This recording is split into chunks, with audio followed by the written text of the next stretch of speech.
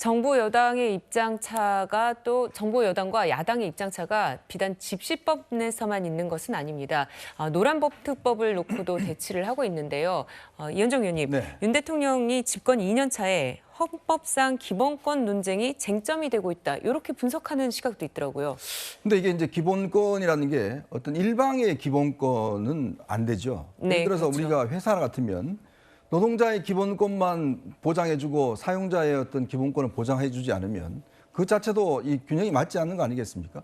네. 그리고 아까도 이야기했지만 집회하는 소수의 조직된 사람의 기본권을 보장해주면서 다수 조직되지 않는 국민들의 기본권은 침해도 된다? 이게 말이 안 되는 거잖아요. 그러니까 네. 지금까지는 소수의 조직된 사람들의 기본권만 기본권이고 다수의 국민의 조직되지 않는 국민들의 기본권은 보장이 안 돼 왔습니다. 자, 집회 자유 이야기를 하면서 그러면 그 인근에 사는 분들의 기본적인 어떤 기본권은 보장이 됐나요? 수면권은 보장이 됐나요? 안 됐지 않습니까?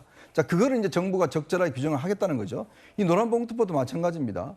그동안 하청업체나 이런 데 파업을 예전에 대우조선, 해양조선 사태를 보시면 알겠지만 하청업체가 파업을 해버리면 들어와서 파업을 해버리면 공장이 몇 달 동안 운영을 못 합니다. 네. 그 어마어마한 피해가 있어요. 자, 근데 그것에 대해서 그러면 소송을 할 수 없도록 그다음에 책임을 묻지 못하도록 한다? 그러면 이거는 예를 들어서 사용자 입장에서는 회사가 손해를 보고 그걸 어디 가서 다시 보상을 받겠습니까?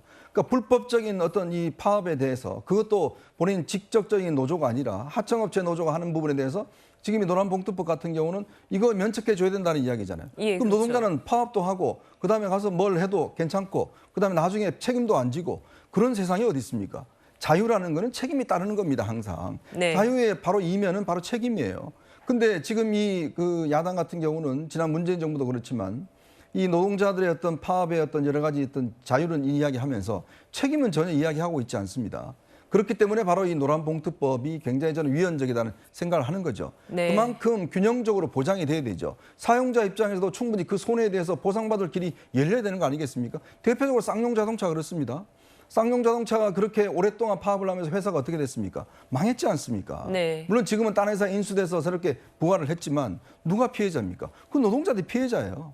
그럴 것 같으면 이런 노란봉투법은 결국은 이 불법적인 저는 파업을 더 양성화시킬 가능성이 있다 이런 생각이 듭니다. 한 가지만 제가 네. 이제 말씀을 드리고 노란봉투법이 처음에 제안됐을 때 그때는 이현정 의원이 말씀하신 대로 그대로 됐었어요. 예를 들면 아예 예를 들면 뭐 고소를 하거나 아니면 손해배상을 청구할 수 없게 돼 있었지만 예. 이번에 지켜보된 건 그 내용이 빠졌어요. 그러니까 네. 이번에는 어떻게 돼 있는 거냐면 예를 들면 손해배상을 청구할 수 없는 게 아니고 손해배상을 각각의 사람들, 예를 들면 노조원들이 집회를 했으면 그 노조원 각각이 얼마만큼의 손해배상의 책임을 져야 되는지 하는 부분으로 바뀌었어요. 그러니까 아예 손해배상을 청구를 못하게 한 게 아니고 청구는 할 수 있는데 예전에는 노조 전체에 대해서 예를 들면 일방 얼마 이렇게 갔다고 하면 이제는 예. 각각의 노조원들이 어느 정도 손해를 입혔는지를 계산해서 그 부분에 대해 손해배상을 청구하도록 돼 있기 때문에 손해배상 자체가 안 되게 돼 있지는 않습니다. 네. 그 부분에 대해서 정말 이게 더 교묘하게 됐다고 보는 게 한 예. 사람 한 사람 산정하라는 게 얼마나 더 어려워요. 이 다섯 사람 거 일일이 다 계산하라는 건데 여기에서도 아마 되는데 엄청 힘들 겁니다.